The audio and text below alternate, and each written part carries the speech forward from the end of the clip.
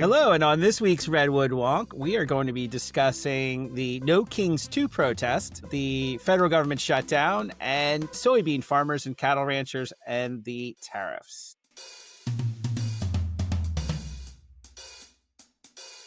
Good evening. You're either watching or listening to Redwood Wonk. My name is Kirk. I'm Matthew Owen. And I'm Dave Frank. And we're going to be discussing national news of the day, and there's so much to talk about. We had to narrow it down. But we're going to start with this last weekend, the No Kings protest 2. It's actually the third round of national protest this year, but estimates have been as high as 7 million people across the country. The over 200,000 in Washington, D.C. alone. It's really made Trump angry when people point out that that's more than both of his inaugurations combined. But it's at any rate, and it has led to some very interesting politics. Trump and MAGA say they don't care about the demonstrations, but they can't stop talking about it. They put out a really vile video about it that poor Mike Johnson had to defend because he can't, second guess Trump. He had to say, oh, it's media savvy, that it had, a video of somebody in an airplane dumping crap on protesters, literally. That's what's depicted. And so but we had this many people right here locally in Eureka. We had about 3,000, and but major cities all over, huge demonstrations, Chicago, New York City, the Boston Commons, and that doesn't even account for all of the events in those cities. Like New York City, I think you had like 16 events, and Queen, of course, the big place, Queens, every borough probably had them as well. But there's a bit to talk about, but let's focus on why are these protests important? They're not going to change anything by themselves, obviously, but it's done. And why are Republicans, on one hand, saying, "Oh, who cares," and on the other side saying they're terrorists, they hate their country, and doing everything they can to attack them? And what good do demonstrations actually do? Well, what I'll say is Fox News has changed the narrative on these protests at least 3 times now. They started off with it's going to be Hamas terrorists and Antifa are going to be at these protests. And then when 7 million average Americans showed up, they freaked out and changed it. It's just a bunch of communists and socialists. That didn't work either because it's your neighbor that went there. So now they changed it to it's just old grannies, a bunch of old ladies with signs. That's all who showed up. I was there at the Eureka protest, and there's people of all ages, from teenagers to seniors. There was, yeah. Dave? So I would just say, again, 30,000-foot view, this was widely perceived as an organic, legitimate expression of free speech, despite the fact that there was a campaign from the right saying that, there were threats and fear of equating protesters with treason, despite the fact that there was no evidence of violence, damage, or harm from protesters. So, the import, the sentiment overall, the prevailing belief on the ground is that the U.S. at the protest was that the U.S. is similar to Nazi Germany era, the rise of authoritarianism based on a pattern of actions that are evidence of an executive power grab, and that the checks and balances are no longer working, and that those efforts by citizens represent the participatory pushback, exhibiting some degree of power where none really is existing to check Trump. And so that's a message for other citizens, allied elected political officials, and more broadly to the world. So that's the importance from the perspective of the participants, is that it's showing that something is possible. And the flip side of that is that this criticism from the right, they're saying, well, there's this broad risk of violence and property destruction, and that the organizers and funders can be traced to groups that encourage and fund the rally. So it plays into that broader narrative of their expansion of military going to deployment to blue cities and states. And I just want to put out a complaint here. I did not get my George Soros protester check yet, and I expect time and a half because it was a Saturday. I mean, 7 million checks. That's got to even. I saw Fox News, and Fox News would never lie. They said George Soros is paying the protesters. I want to also point out that, yeah, there were a few semi-violent incidents, but nothing to be. And across the country, I believe 21 people were arrested, all but one of them counter protesters. A woman showed up with a gun, fortunately unloaded. There was some shoving incidents, and the only instance of a No Kings protest person being arrested is there was a scuffle in one of the towns in Florida where there were two MAGA guys shoving protesters, and the woman hit one of them over the head with her cardboard sign. And all three were arrested because the police didn't see who started it. I don't think any of them are going to be charged. I think they were just arrested to calm everybody down. Other than that, there were, at least this time around, nobody got run over, and certainly no assassination happened. That of course wasn't tied to the demonstrations, but it happened on the same day as the first No Kings. So, but other than that, there were a few incidents here and there, but it was pretty clean. There were a group in Portland of about a dozen protesters who got arrested later doing civil disobedience at the ICE, but that wasn't directly connected to No Kings, and even that was pretty much nonviolent. And So can we point it's out, just, Eric, that the level of violence nationwide was 7 million people, was a tiny fraction of January 6th with 30,000 people yeah, who were right. extremely violent. Although Fox News will never show you the pictures of the West entrance in a 3-hour hand-to-hand combat that went on. There's a lot they're doing, but definitely any Super Bowl party has had more violence and destruction than all of these put Go to a together. Raider game. But I would just add, Eric, real quick. I mean, I watched some coverage from various cities and different news networks and independent journalists, and you did see there were some places where soldiers or troops, agents protecting ICE facilities were blowing up tear gas canisters, Right. and that led to some degree of confusion. Also, you could see where there were counter protesters basically really trying to stimulate some degree of pushback from the protesters, but people seem to be pretty well disciplined. Or if they weren't personally well disciplined and they started like spitting on other people in their excitement, like, frothing out, some of their colleagues were coming in and separating it. So in fact, I think people on the ground were doing a really good job of sticking to the Yes. script Yeah. And they had marshals there with above and yellow beyond. vests on controlling the Right. crowd, which was Yeah. very important. I don't care And, to protest peacefully. they have trainings before that. Right. People Don't who are block the freeway monitoring. this time. Yeah, right, and they no, I mean it was pretty impressive in that sense. So in terms of did it do any good, we have to think about what protests actually accomplish. Protests by themselves accomplish nothing. Don't do it, but they've got several purposes. First of all, they change the narrative. Certainly, what was undermined was any sense that there is consensus behind Trump, if there was any. And people who watch Fox News, who might see some of the crowd sizes crossing their feeds, they're going to say it's AI. They're going to say Soros paid them all. They've got to do that because it does change the narrative. Secondly, it's the importance of demonstrations like this is the morale of the people involved.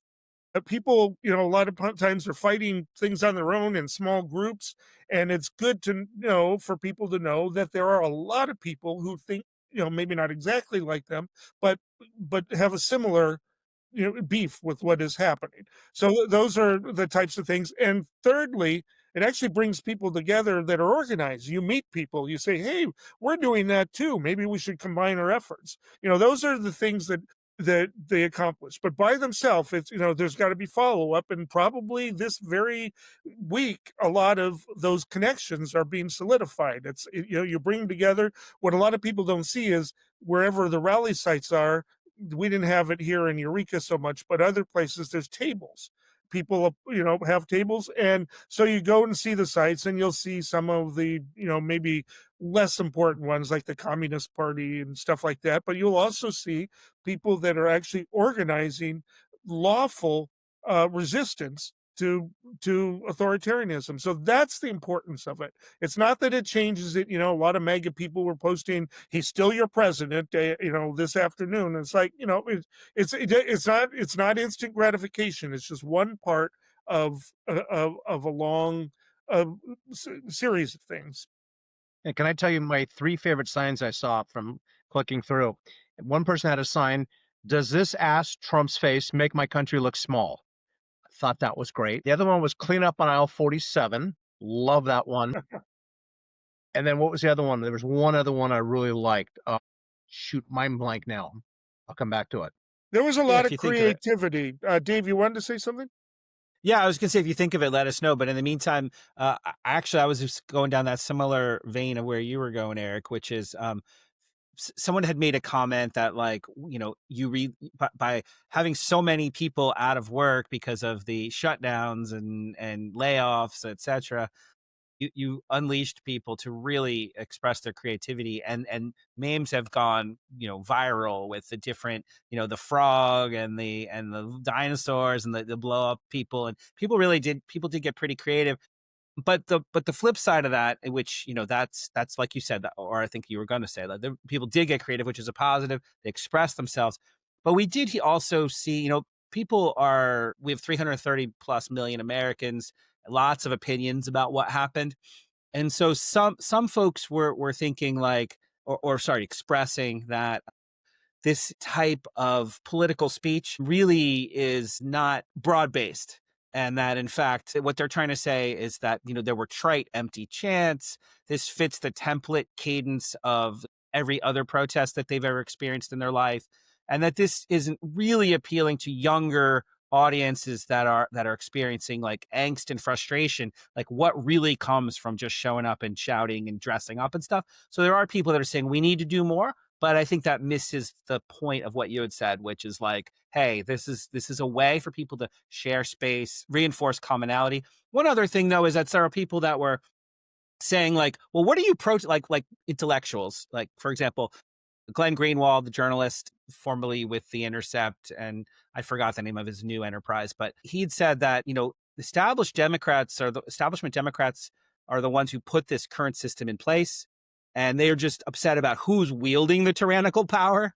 The fight for democracy contradicts the top-down machinations of the Democratic Party to shape which candidates is favored by the donor class, and also the cover up of President Biden's cognitive decline by the party, basically saying like, look, this is an anti-democratic system that both parties take advantage of. And if Right. you're really, Yeah, the equivalency, though, there of creating a massive secret that's police right. force that's That's masked, right. that apparently, it turns out it was a code error, but it was reported initially that they were buying missiles. And it's like, but apparently that was just a code error on the part of ICE, what they were ordering. But they are ordering chemical weapons, not just pepper balls, but actual crowd control stuff. And they're not trained in it.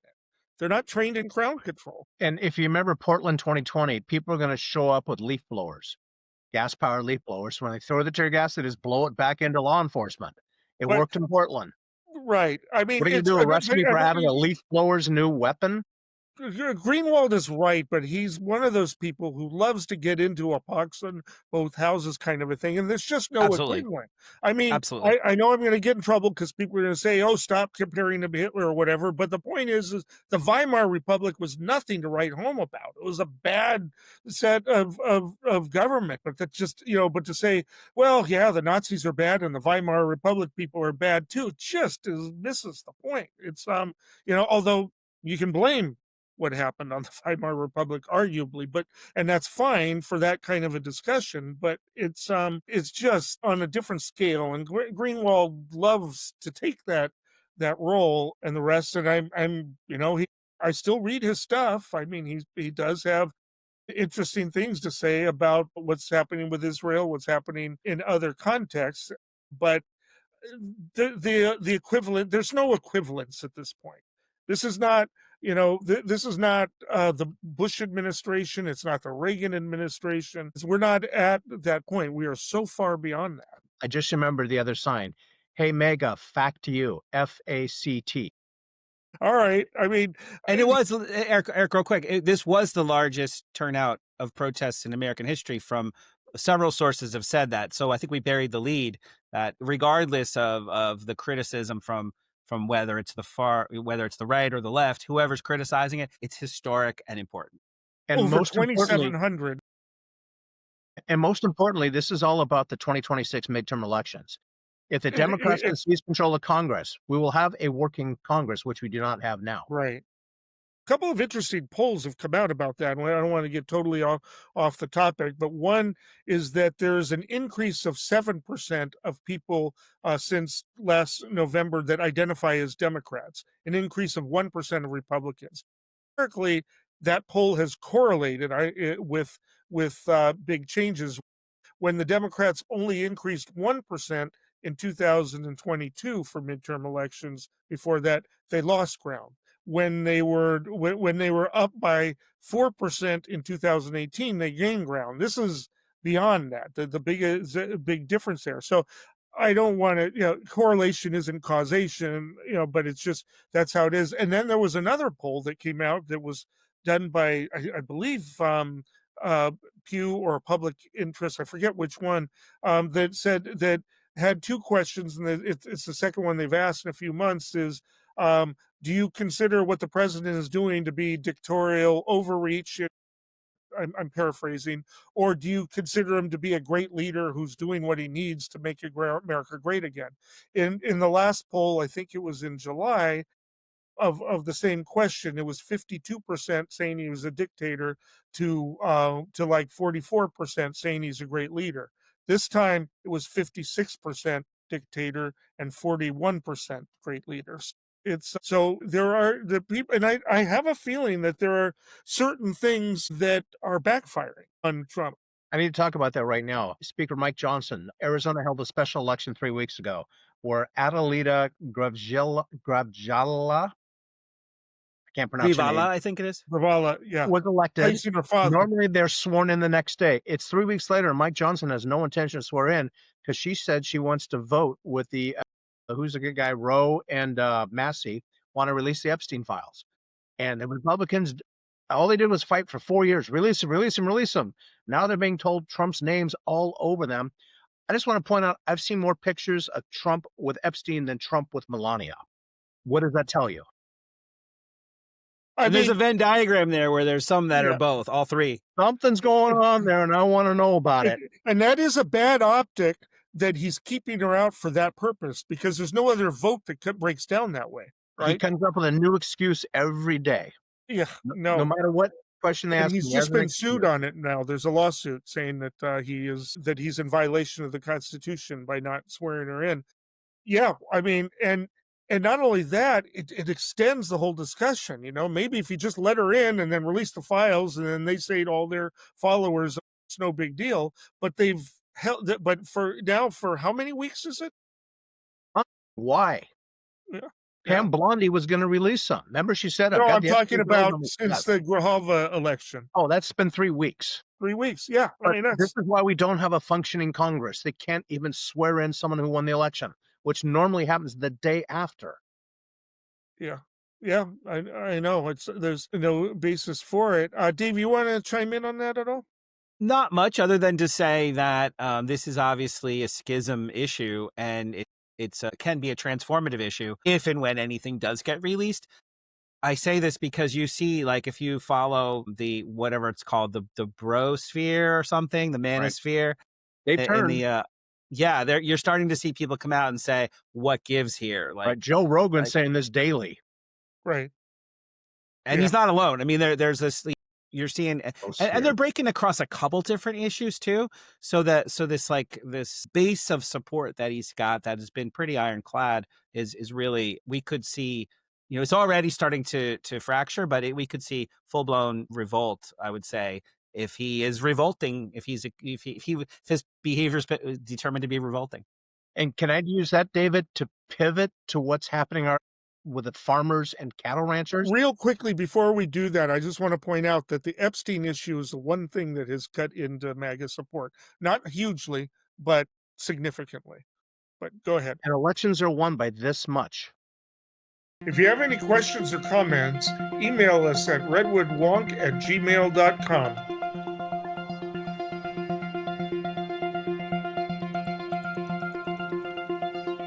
You can listen to Redwood Wonk on KZZH 96.7 FM every Tuesday and Thursday night at 8 p.m.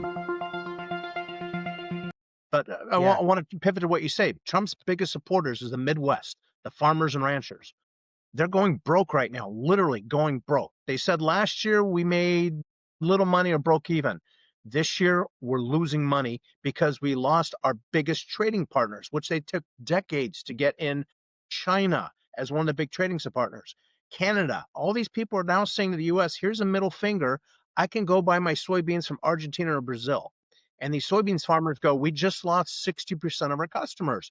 How do we survive? And now the cattle ranchers are freaking out because Trump came out and said, I want beef prices down. So guess what instantly happened on Wall Street? And the futures market, beef prices went down. They're saying the market sets the price, not the president of the United States. I thought we lived in a capitalist economy, But not a he wants Soviet-run to, economy. as part of the deal with Argentina, he wants to import more beef from I there. thought it's supposed to be America first, and we're supposed to buy beef from American cattle ranchers. Right. Yeah, because he's not looking at the underlying causes. And I have to say, it's not Trump's fault that beef prices are so high any more than it was Biden's fault that egg prices were so Oh, high. no, it's not on Fox News. It was Biden's fault that egg prices were high. I know.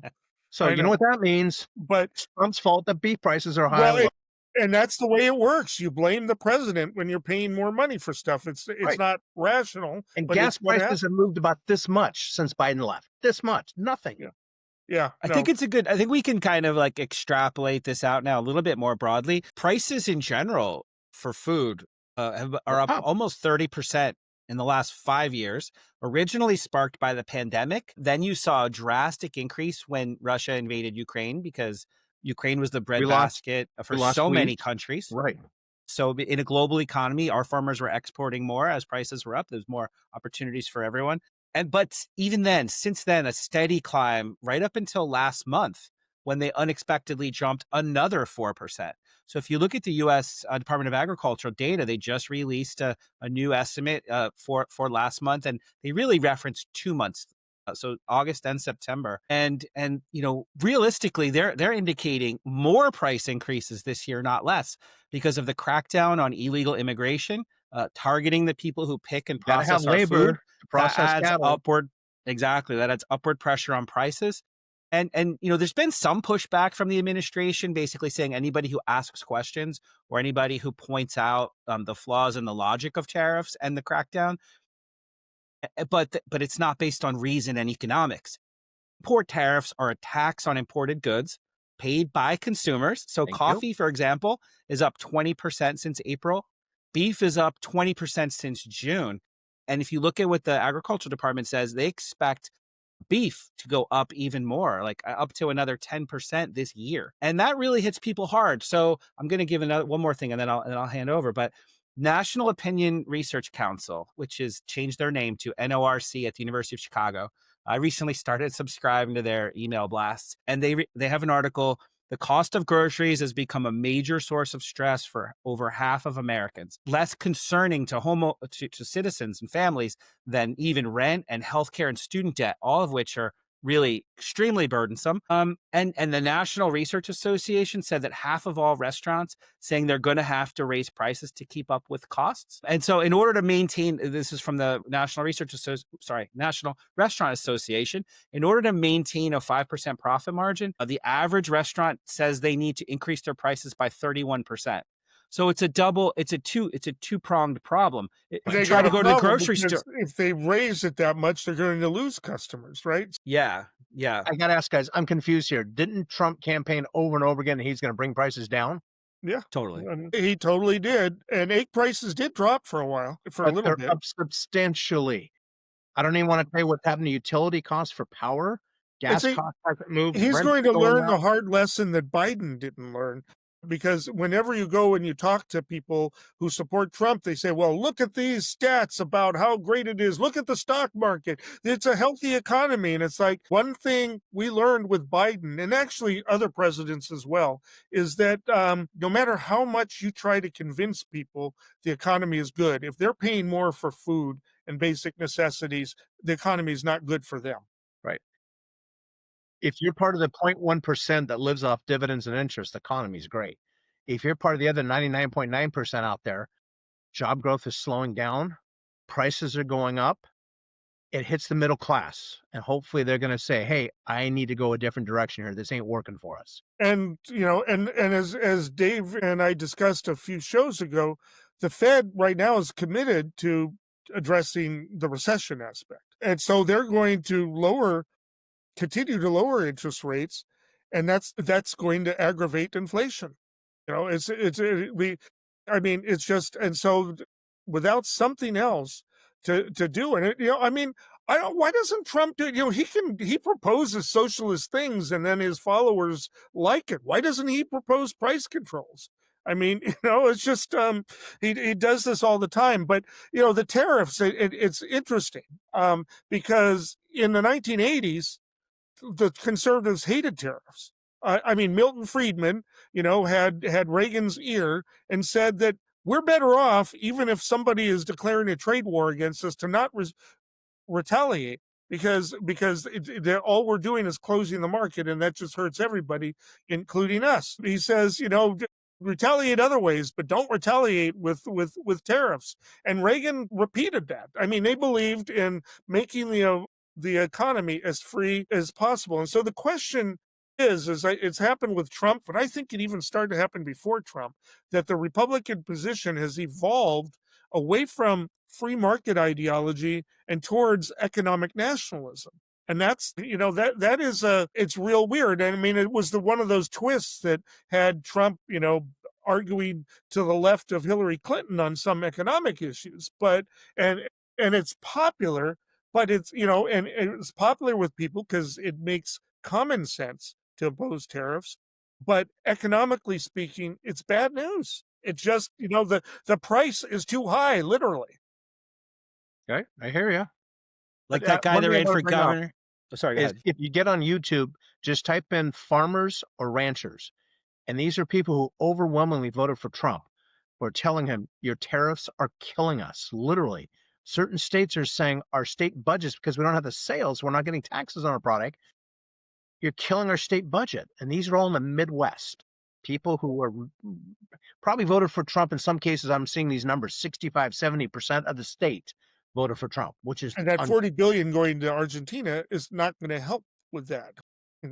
I don't think they're not necessarily related. It's just that $40 billion subsidized farmers. Like, there was some subsidy in the first time around. Farmers did get in this kind of trouble before, and Trump had a Congress that was willing to cooperate and provide some subsidies, but they're not doing that. They're slashing everything, so they don't have any money to spend. They pulled out some old R&D money to pay the military a couple of weeks ago. They don't have that coming up. There's only so much money they can pull out of their hat. And I want to say one other thing. It just came out this week. The average cost of a new car in the United States is now over $1. Yeah. Growing up, that used to be the price of a house. Yep. Now it buys you an average car. And I just say, because I follow the car market pretty closely, very recently, it was like 35, 38, then it went to 43, 45, 48. So it's been moving up pretty quickly too, for lots of reasons. But it's just one more, straw on the camel. Homeowners have to really stretch every dollar that they can. I wish I had the statistic in front of me, but it's something like the top 10% of all income earners represent 50% of all retail sales. Retail sales are a very significant part of our overall economy. So we really have the fact that we have such an inequality we're experiencing. People that do have disposable income are really, if 10% of the people are on the day-to-day spending the same amount of money as the bottom 90% of the people, it just shows how reliant our economy is on the continuation of this. And we could get deeper into this on a different... We could. The other aspect that's going to hit pretty soon is Walmart and Target and all of the people that depend on Chinese import. They're not going to absorb the tariff costs anymore. They've said that, and they're starting to not do that, which means those prices go up. And there are, millions upon millions of Americans that depend on those places to be able to buy anything. That we've created that market so that they have no choice but to vote to shop there, but it's not going to do them any good at this point. Trump already addressed this. He said Tina doesn't need $30. She can get by with two. Yeah. So wait till Christmas comes around and the middle class says, I don't have money to drop on Christmas presents. I can't spend $1,000 on Christmas presents. I can spend a couple hundred. Yeah, well, and they're going to have to be creative, and they're going to look for alternatives to cheap plastic crap. That's what they're going to do. That's coming from China. What is the alternative to cheap plastic crap? God, better locally made toys that, if you're paying that much money, you might as well buy homemade stuff. I I think mean, people are going to be baking cookies and giving those out as Christmas presents. yeah, that's, what they do, or fruitcakes. Maybe you'll make So it's peripherally related. Maybe we could dive in deeper at another time. But a couple really important institutions recently have had meetings and announcements about how overvalued the US stock market appears. Right. It's 7 companies driving the gains. And that's basically Yeah. based on AI, which, by the way, I personally hate AI.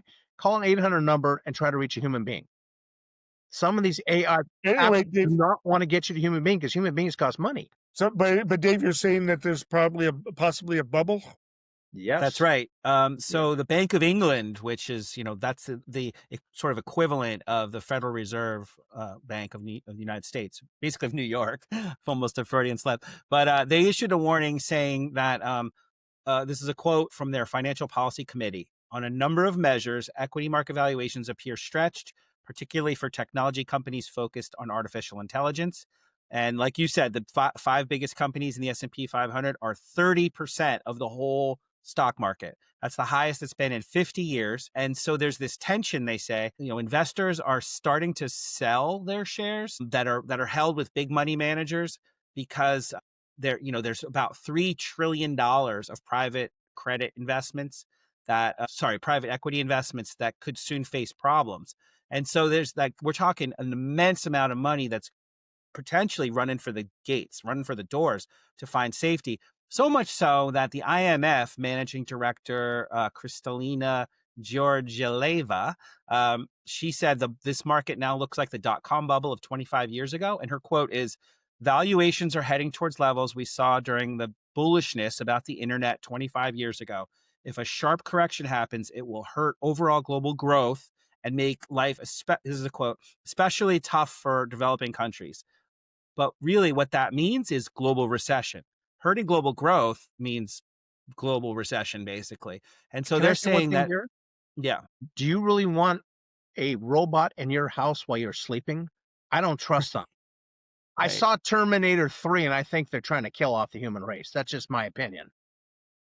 I mean, there are videos. I mean, we're way on the weeds here, but there are videos out there of, different AI safety tests. Like there are institutions out there that they'll take a look at the top 5. I think it's 5 big AI models out there, and they'll test them for will it play tricks on you? Will it work against your intentions? Will it try to harm you? Yes. And there's evidence now that the AIs will scheme in ways that are actually harmful to people. So there are warnings, there are lots of signs that people are saying we really need to regulate this.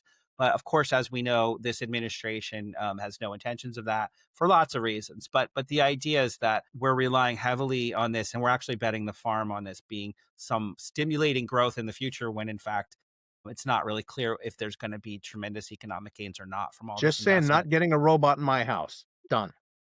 I'm going to say also that AI is a long way off in legal research. I mean, I've used it as a starting point, but man, it does not. It is far It from makes up perfect. cases, makes them Well, up. it misinterprets cases and sometimes gives me cases that aren't even on topic. It just still just looking for keywords in it, and it's not really analyzing the cases. I imagine they'll be able to do that soon to make it good, but right now it's so far from taking over the world. I don't think it could do that. It's certainly not going to replace lawyers anytime soon. And this is self-teaching AI on Westlaw, which is one of the 2 big, along with Lexis, the 2 biggest research firms. I don't know anything about Lexis's AI, but Westlaw's is supposed to be learning, and I'm not seeing a lot of progress. I've been using it for about a year now, and it's just, and attorneys make mistakes, and judges chew them out when they just start quoting from AI. and using the source, and the judge says, "Did you actually read the case?" I mean, I've seen that. I've seen that happen, and it's like, yeah, no, read the case. I mean, it might be good. So I'm not thinking. It's great. I mean, I know that people are using it. Write an essay in my style and stuff like that, but even then, it gives you a starting point. It's not, Right. So I think that that's going to be a bubble too, because I think it's going to be like other texts where it's really the progress is really overrated. And yeah, I don't think there's going to be a Terminator. What was the Terminator 3. frame? Yeah, but what was it? Skynet took over. Skynet. Skynet. That was it. Yeah, that was it. I It's not going to believe in be like Skynet. Ultron in the Avengers. It's a long ways from any of that. We'll see. We need to pivot to our other third topic, the U.S. government shutdown, Shut down where which there's is no entering its discussions. third week Yeah, with no no end in discussions sight. going on. I did not predict that. I thought there would be discussions, but they're Well, not talking. here's my prediction. When it hits November 1 and people start getting their new expected healthcare premiums for 2026, you're going to see a lot of people start lose their mind. Marjorie Taylor Greene, her son said, "Hey, Mom, look what happened to me. That my premiums went from $800 to $1,600 per month. That's just for the basic premium without paying any deductibles, without paying any pharmaceuticals, just $1,600 a month." He goes, "I can't afford $20,000 a year for basic health. That's just the policy coverage. What the hell's going on, Mom?" And she started asking around, and nobody knew. Nobody in the Republican Party knew. What are we going to do about this? I watch her talking, and I'm like, wait a minute, this must be AI. I mean, Because you're agreeing with Marjorie Taylor Greene. yeah, Yeah. because I'm agreeing with, but not only am I agreeing with it, it's actually sophisticated analysis, And way she's beyond the sounding Jewish intelligent lasers, instead of crazy. space lasers. That was What? the other thing that got me. It's like, wow, if she's like this all the time, if I was in Georgia, I might even vote for her. Well, I wouldn't go that far, but she is, I mean, I'm amazed. And she has also broken ranks. She's one of the 5 or 6 Republicans that have broken ranks on Epstein. With Tom Massey. Yeah. He's the guy who's a real thorn in Trump's side because he says, "I just want the truth to come out." If you have any questions or comments, email us at redwoodwonk@gmail.com.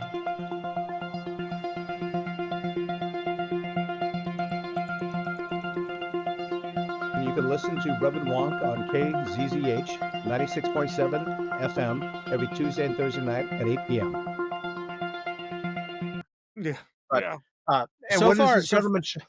I just want to say, what is this government shutdown really all about? Can anyone tell me? Dave? Yeah, so that's where I was going to head. So a good call, Matthew. So far, Matthew, you had said, hey, we could look to November 1st as a potential like opening for A some. harbinger. And Eric, you'd said like, hey, there's been no compromise to this point. No We haven't had a discussion. resolution. No discussion, discussion. right? They're not even talking. At least you've not also- publicly.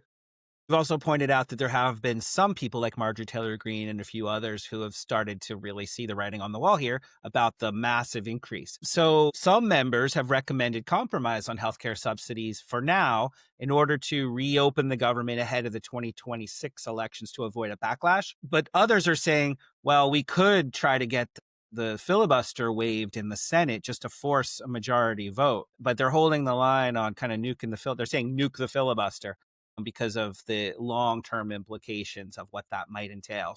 So these are the types of discussions that are happening on the GOP side. On the Democratic side, they're saying they're going to stick with the decision to force a compromise on these healthcare subsidies. The calculation is that exactly as you said, November 1st rate increases will drastically affect significant numbers of U.S. households who are participating in these ACA exchanges. And rumors are circulating that once that happens, Democrats will be willing to end this holdout, since the maximum impact from what is effectively a political stunt will have been achieved. Also, they would then be seen as the reasonable leaders whose actions reopen the government. Yeah. Yeah, but before most additional of these ACA harms from the- coverages are in red counties. By a much higher percentage, Republicans go to the ACA exchanges either because they work for a small company or maybe they're self-employed. So they can't, it's not like I work for a large Fortune 500 where we already have subsidized healthcare. Yeah. Exactly. I mean, they don't necessarily attribute things the right way. I remember when the whole ACA discussion was happening, there were signs at some of the Republican protests saying, keep government out of my Medicare. So But we'll see how they do it. But we've already seen that what is the county, Kern County, I think, has lost its hospital. And That's Oz, going to start happening in red counties. right, Dr. Oz was, thought, "Hey, oh, great, I get to take out a California hospital," not realizing whose district it is. I mean, if Mahalfa had any chance of winning it, his response to that is, he doesn't have a chance of beating Huffman once Prop 50 passes, but it's going to be even worse for him, except that it's not Kern County, it's Glenn County. And Glenn County is probably going to be in Thompson's district, or pardon me, who's our state senator? McGuire's district. So it's so anyway, we do need to put this into context, but it is going to hurt a lot of people everywhere. I mean, there are a lot of people that rely on it, and they're going to want that turned around. And I'm going to have a little bit of a prediction about this at the end of the show, because I actually think that Trump is one of the biggest political geniuses. He knows how to play the crowds. I think for the past few months, he's lost his touch. And I'm Yeah, going to point out a couple of things they're doing. First of all, the Epstein thing. That's he not good with his misplayed that. base. He misplayed that. If he was going to do that, he shouldn't have played it up during the election, because he's created a monster for him. But also, on these economic issues, we talked about food. You're going to talk about we're talking about healthcare now, and I think he's making a big mistake not talking to the Democrats. I think he needs to at least be perceived as trying to, but he's not even talking about it. He's talking about his accomplishments across oceans, right? Right? He ended 7 wars. And if Right. you asked MAGA to name them, they couldn't name them. And by the way, the ceasefire that happened over in Gaza, that lasted a day or two before they started killing each other again. Yeah, supposedly it's back in place, but it's it's a real tough one, because it's great. He strong-armed Netanyahu, good for him, but it's going to take more than that for the long run. Yeah, but having guys with the what do they call themselves? The Muslims who put the wraps around their head, walking through the streets shooting fellow civilians, you don't hear that on college campuses. Well, we haven't had that yet, but So Dave, you have I'll just say this. Yeah. So we I love our rapid fire team handling these issues. We cover so many issues within a sentence or two yeah, that it's I can't really go back on everything, but I do want to circle back to the criticism from the left about the Democrats' position shut down. on the ACA subsidies, that they're kind of the establishment Democratic Party's decided this is where they're going to draw the line in the sand. But I heard this for the first time this week, and it's hard to wrap your head around when you hear it, when you say it out loud. The Democrats have decided to draw a line in the sand that if we go from the extraordinary COVID subsidies, additional COVID era emergency subsidies on top of the ACA pricing, that if we roll back from our current COVID emergency status to where we were before COVID, that would be an existential threat to the healthcare system. Well, guess what? What we're talking about doing is rolling it back to the Affordable Care Act as written. So it points out the flaws of this particular market-based solution that we have arrived at in our country. It's only, if I say only, but it's only affecting 20-ish million people that are this gap of they're not privately insured, they're not publicly insured, and they're on the sidelines, and we want to encourage them to spend money out of pocket. And if you make close to above poverty and you don't qualify for Medicaid, make about 30,000, or you make up to about 90,000, you're going to get a sliding scale subsidy. And so those 20 million people who didn't have insurance in that small little, not to say small, but that bracket, those are the only people we're talking about. If we're talking about market pricing, that the subsidy, some of the subsidies are going to be rolled back, there are people that are going to see their insurance go up over $1,000 a month. They can't afford it. The average middle class person cannot Right. afford that. Right. Which means like therefore, this is an unaffordable ACA plan to try to get the uninsured insured. So I'm going to have to go uninsured, and I'm going to show up the ER when I have an emergency, I or if mean, I'm in a it's car accident. right. No, it is, and even the insurance coverage itself, the deductibles are ridiculous. People can't Ridiculous. afford those.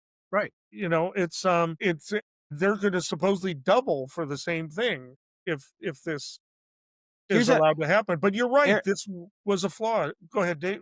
I was going to say, here's a real world example, and then you can finish your thought. I apologize for interrupting. I know for sure California has an amazing silver level exchange option. You could buy into the Blue Cross Blue Shield and get like silver coverage. You know, there's bronze, silver, gold, right? Silver is what that's recommended and incentivized. California, during this COVID emergency subsidy increase, California went one better and actually made silver even more desirable to try to get as many people as possible into this plan. The deductible was zero. It was a special plan with a zero deductible. That plan, I've seen two different reports on this, but we're talking about deductibles of $3,000 to $6,000. Yeah, I do think actually California is they're already doing things to pack it up. There's a strong move for single payer in California, and their compromise will be is that they'll probably duplicate the subsidies. And so if you're in California, you're probably going to be okay. Not So let great, me just but understand this, Dave. I've got to pay $20,000 a year just for my base insurance policy. Then I got to pay $6,000 out of pocket for my first medical expenses. Then I got to pay 20% of the coverage, whatever my bill is. What Correct. middle class person can afford that? Correct.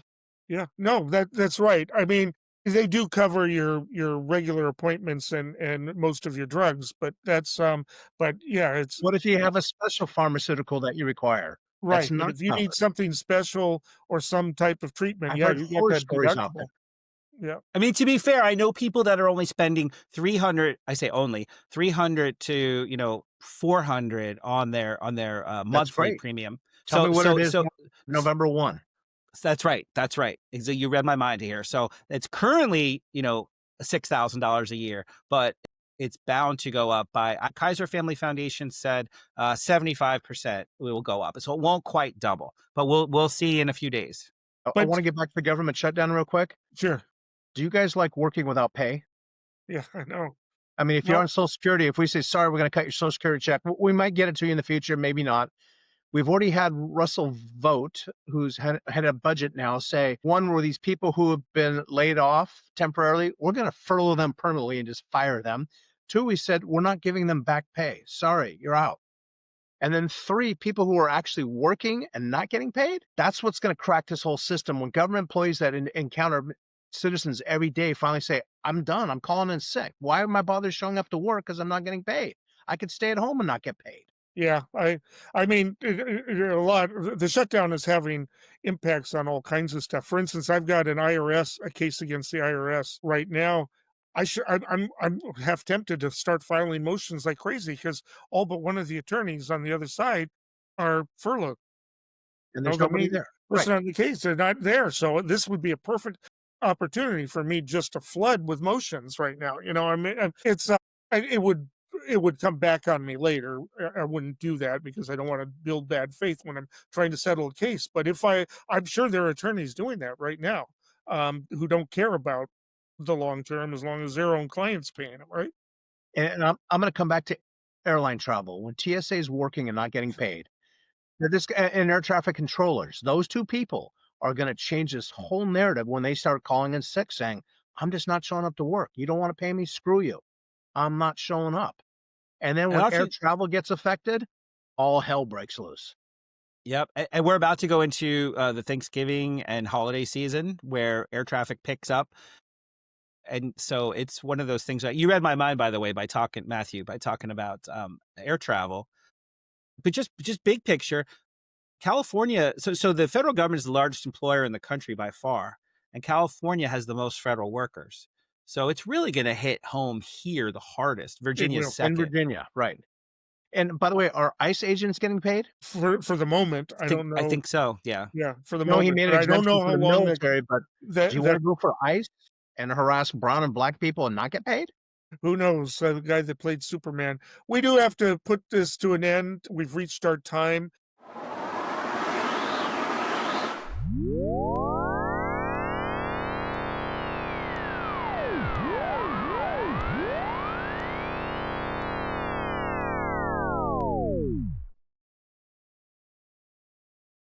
That brings us to predictions. Dave, you want to go first?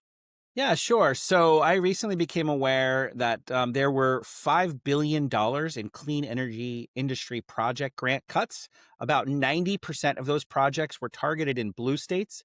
Out of those 200 or so, over 200 of those funded projects were canceled in blue states. This is affecting the commercial solar sector, key investments in grid stabilization, and it's impairing the distributed model that's really started to get built out to make everything a little bit more cost effective, a little bit more green, and a little bit more stable. Like we saw in Texas when their whole system went down. Texas is now the leading state for solar investments because of that. They know it works. This is going to have a direct impact. Why is this important? This is going to have a direct impact on price of energy, cost to companies and consumers as demand goes up, which could lead to blackouts and disruptions. And so solar projects, as I mentioned, it's like the leading way to lower long-term costs. And that's a $70 billion industry. The United States recently went from 14th in the world to third in the world. But now we're seeing that Trump says that solar should compete on a level playing field, despite the fact that this is a political decision unrelated to technology, economics, or reason. There's been, hundreds of billions of dollars that have been spent on fossil fuel subsidies in the past.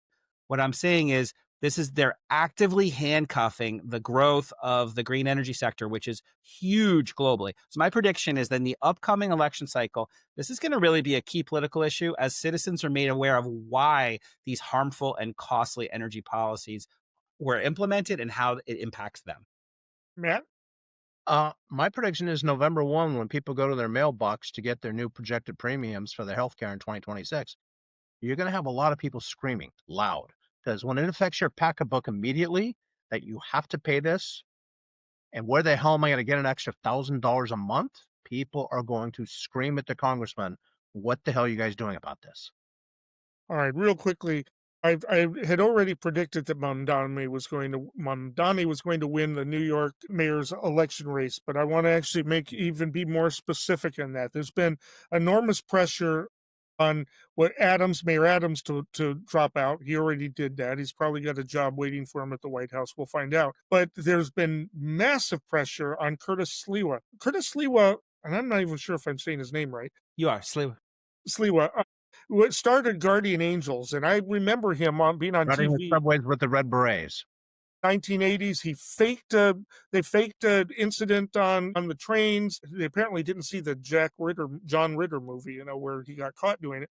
But and he has been intense on a lot of issues of race and anti-Semitism over the years, but he's mellowed out. And I did not like him when he was young. His whole uniform reminded me of Hitler Youth, the whole thing. But he still wears the beret, and he is not bowing to that pressure. He is the consummate never Trumper, and he's actually moderated on some ways. I'm predicting that Mondami is going to win in the second round once Sliwa's votes are taken out. But it's actually too late to take him off of the ballot. I think actually Adams is still on the ballot even. And so I think that Mondani is going to win in the second round. But I see a long-term future for Sliwa once Trumpism collapses in the Republican Party, because he's going to be one of the people that Republicans who were like, where were you during this? He stood up to Trump and has done so. I think we're going to see him rise in the Republican Party once this thing is over, if it's ever over. We'll find out if any of that comes true. Until next time, stay informed and stay engaged.